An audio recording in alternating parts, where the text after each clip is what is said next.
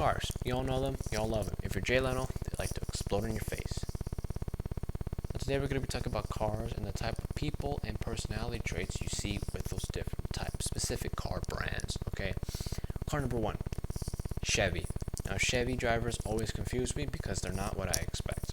Whenever I see a Chevy on the road, I usually expect to see a 5'8", 6-foot man who is severely overweight, eats nothing but Burger King, Taco Bell, and on the side, Chipotle because he likes to stay healthy. On the side of it, with a beard, goatee, or mustache, with either a mullet, long curly hair, or just be completely bald. With those crappy 1980s gym teacher sunglasses. But then when you see who comes out of the car, it confuses you because it is a 5'2" woman with oversized cowboy boots, biker shorts, and a t-shirt that says "Coffee is my daily meditation." So yeah, Chevy drivers, confusing drivers. Next drivers,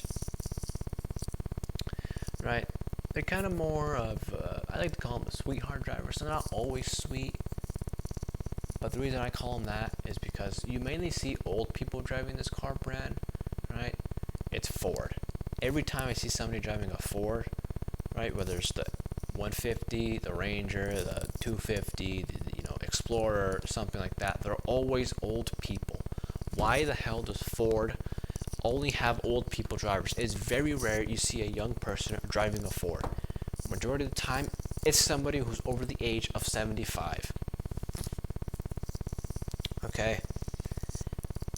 That's why I call them the sweethearts of the road, because it's usually old people. But at the same time, they're the devils of the road, mainly because they're old, cranky, can't see or can't hear, but they still want to feel independent, so they buy a big ass F-150 and take it out to the, highway.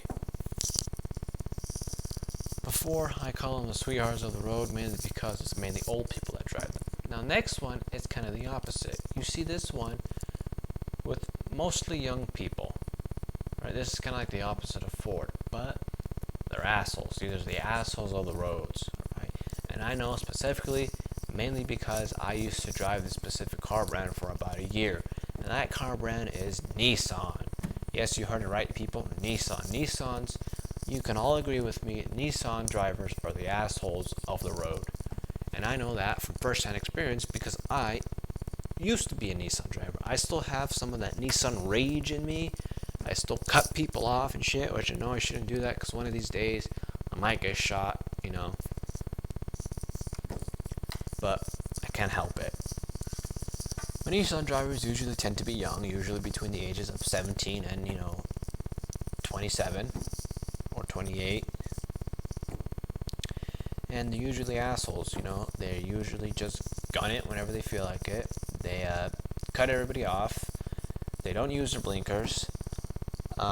It's practically like they drive blindfolded, They go 70 in a 35. Right? They flip people off. They honk at everybody. And they just think they're the dopest people of the road because, yeah, their car designs kind of look a little cool, but in all, those cars are shit, alright? The transmissions, the CVT transmissions, awful, completely fucking awful. You try to go past 60, they're gone, right? Yeah, Nissan drivers, assholes of the roads. Now, that was just my short little list of cars. If you have any cars, brands you've seen or anything like that, let me know. Alright, honestly, next time, I think I might talk about, fuck it, I don't know.